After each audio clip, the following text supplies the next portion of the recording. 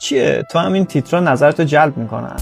اخبار فوری، اخطار قاطع، فاجعه. میدونی داستان چیه؟ داستان اینه که بدن ما از قدیم الایام به مخاطرات، اتفاقات بد، هشدارا واکنش خیلی سریعتری نشون میداده تا به اتفاقات عادی. واسه همین کسایی که میخوان خبر رو تنظیم کنن، یه دونه فوری، یه دونه فاجعه، یه چیزای اینجوری بهش میزنن که تو پیش خودت میگی من حتما باید برم این خبر رو بخونم.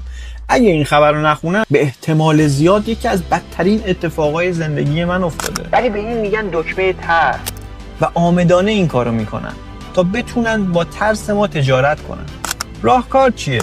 راهکار اینه که با منطق اخبار رو دنبال کن. هر موقع یه همچین کلمه دیدی، فوری، فاجعه، حادثه، فلان و اینا، به این فکر کن که این میتونه دروغ باشه. نترس، هیجان زده نشو و اون اخبار رو همینجور راحت نپذیر.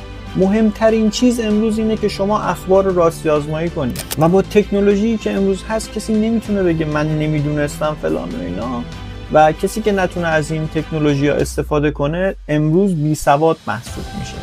پس بی سواد نباشیم. اگر این ویدیو رو دوست داشتی منو دنبال کن و به بقیه هم معرفی کن.